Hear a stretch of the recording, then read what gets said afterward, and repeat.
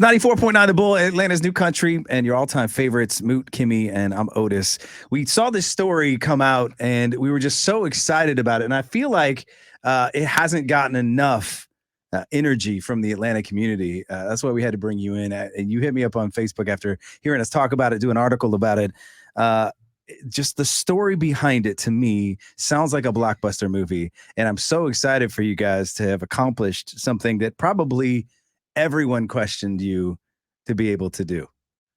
And this is Coach Mike Willis from Centennial Academy Charter School, who just won a championship for middle schools in the APS battle. Man, with no gym. That's the story. Like, you guys had no facilities to really practice or like hone skills, but you had to go like to a YMCA. Tell me the story from the beginning, like how this kind of came about and how the magic happened with this story. You want me to go with my first year or this year? Either way, man. I want to hear your story. Well, first year, actually, to get started, I wasn't even supposed to be the coach. And situations happened, and I was able to get the coaching job. And we was at the Y, and we was only practicing 1 hour a day. Mm-hmm. And after that, I said, hey, we need to go more because we had to share the gym with the girls. And I said, well, the girls needs the same practice time. So I talked to my assistant principal, Mr. Saya, and he was like, okay, we can go at 7 in the morning. So Tuesdays and Wednesdays, we went out to school, and Mondays and Wednesdays, we went 7 in the morning for about 20 minutes, 25 minutes.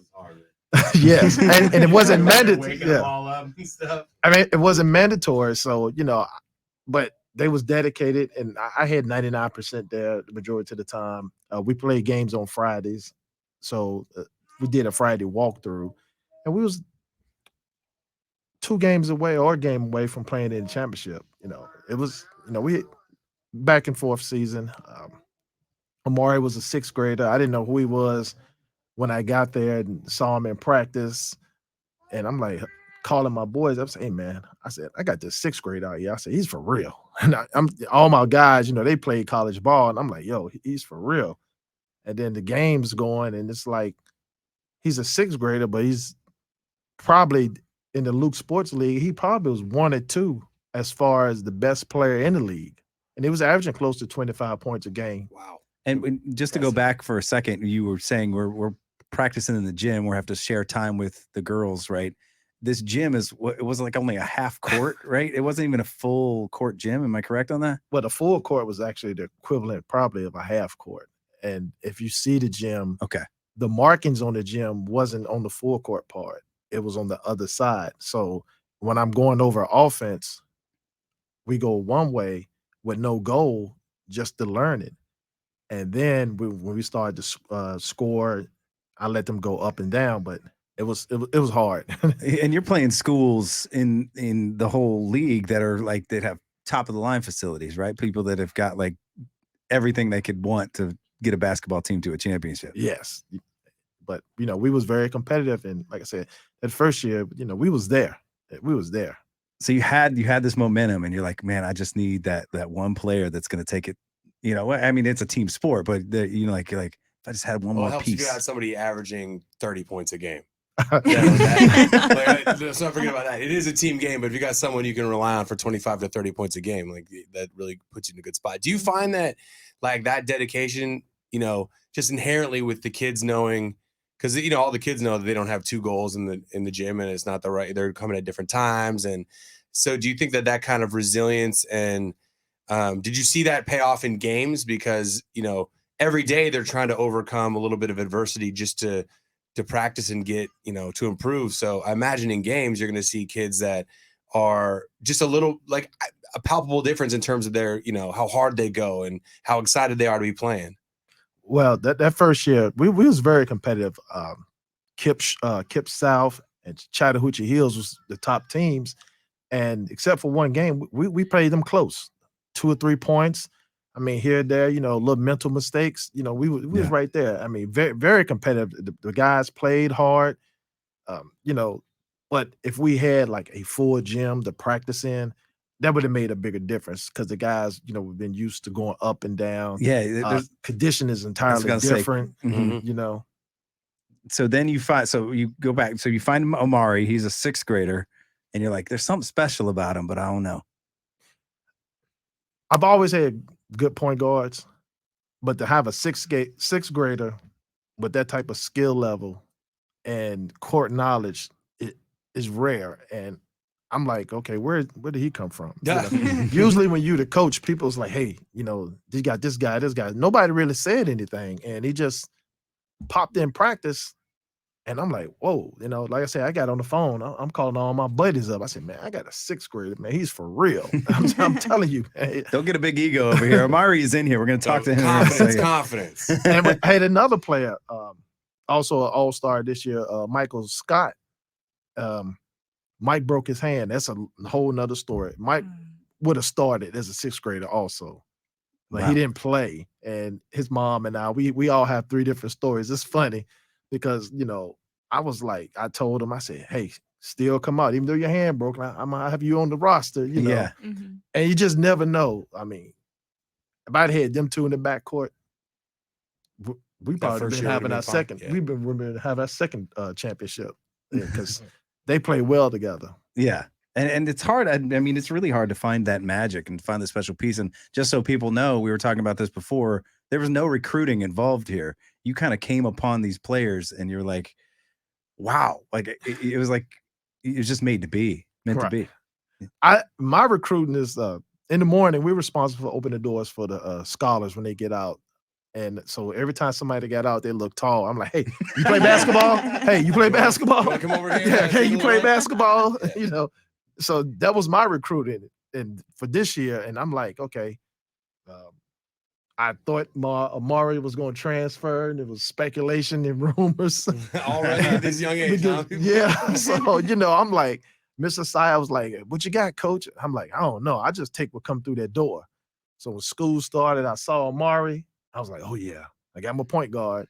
I happened to go into one of the art rooms, and I seen Michael. And I was like, Mike, you playing?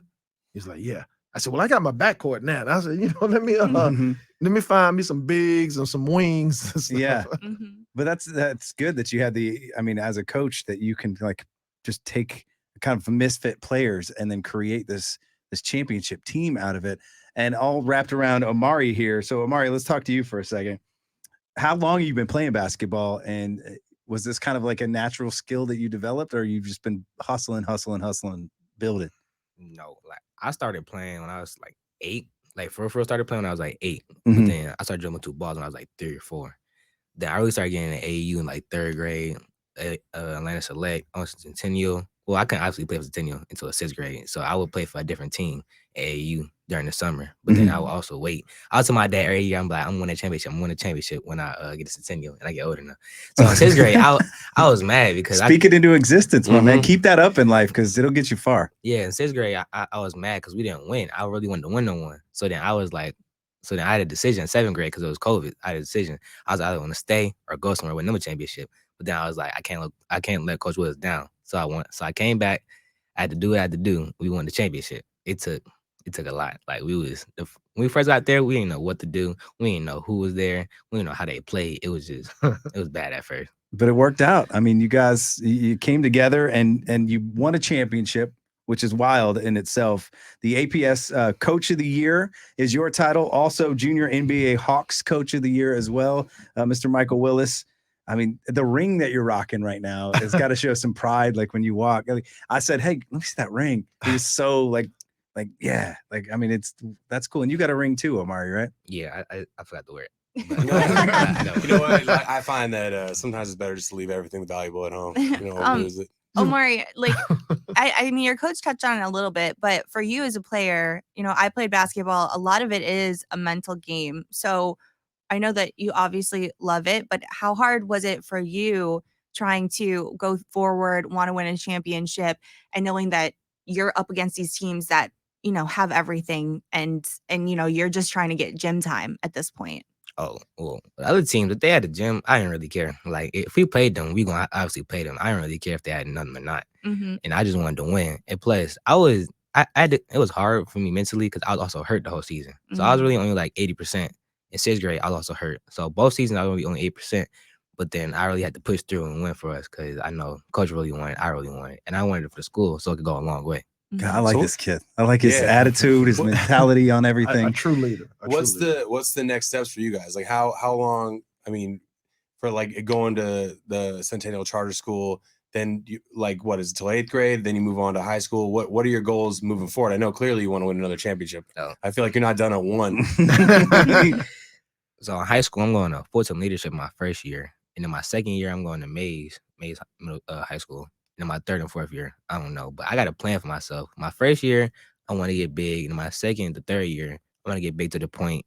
My fourth year, I go to a big school like IMG or just one of the big schools that's like a big old high school. Schools Yeah. that clearly get you a shot to the college you want to go to, help you get ready if you want to make it to the NBA and all that stuff. That's awesome. Yeah. And I can tell you, because I can see it in his eyes, this man is going to be with you on that entire journey. When you're in the NBA, he is going to be like when you are about to sign with a team in the draft, this dude is going to be there like with just the biggest smile on the planet because he can see it in. We have a contract, shoes and tickets. Okay, I don't want no okay. money or anything like that. Take care of your family. Just get coaches some shoes and tickets to the games. And if I could sit at the table, that'd be great that's too. cool. You know, like Or get just up in the the suites. or just in the arena. You know, when he called his name, I jump up and flag. You know, but yeah, shoes and tickets. That's the contract. Amazing. That's the best thing about coaches, and especially coaches that are this invested in who you are and the person you're going to be. He wants you to be a better man than he wants you to be a basketball player. I can tell you that. But he's going to be there with you through that whole process, and he's going to teach you so much stuff. And you have so much insight as a middle schooler that it's mind blowing. Like there's not a lot of kids in your shoes that can say the things and understand the things that you have said out loud. And Coach, how do we follow you guys? Like how do people listening follow? How do they support and keep following you on your journey? Oh, well, I'm also on the school's website because I'm also the athletic director. You can follow me on Facebook and Instagram.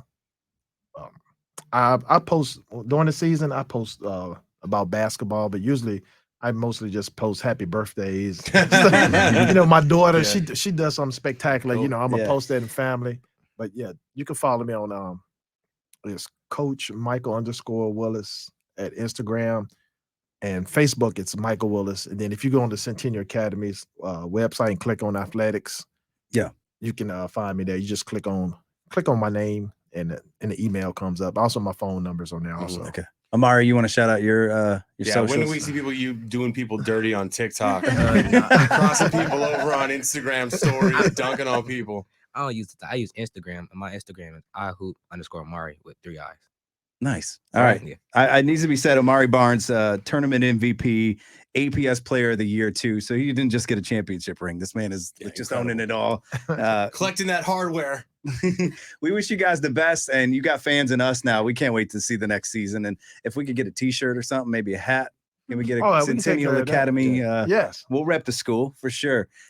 So much. Thank you so much for coming in and hanging out with us, telling us your story.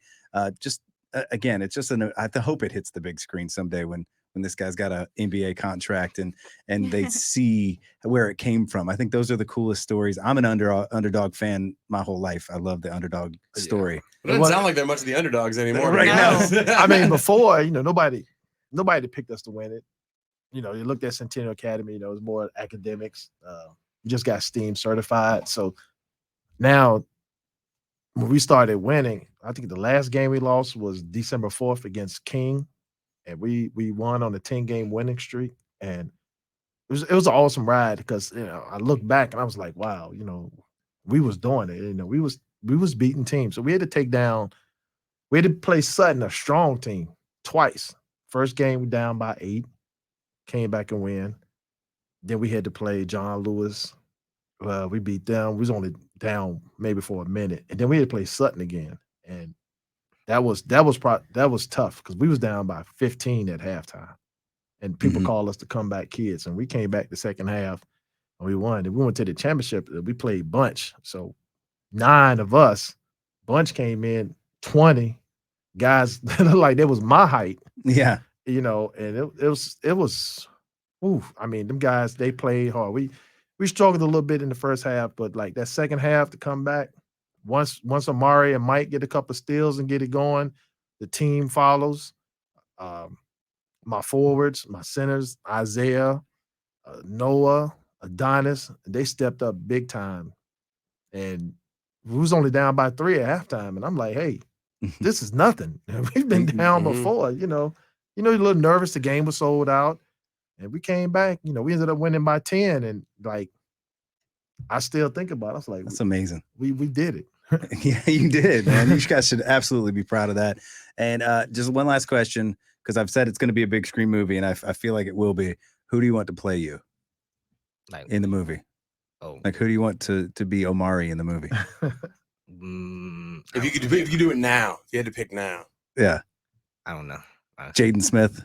Probably, yeah. No, yeah. I was trying to picture somebody that looked like you, but I don't know. It's hard to cast a movie when you're younger than everyone you'd have playing. Well, I said I wanted to play myself. Yeah. And 2 of my buddies, Tater and Eric Rogers, one of them said Samuel Jackson and the other said Will Smith. I was thinking Will Smith too. Will Smith did awesome in the movie about Serena and Venus. Yeah. And he's amazing at everything. So yeah. Cool. Well, thank you guys so much, and best of luck to you. And I can't wait for my keep us posted. Centennial Academy shirt. Oh, of course. I appreciate this.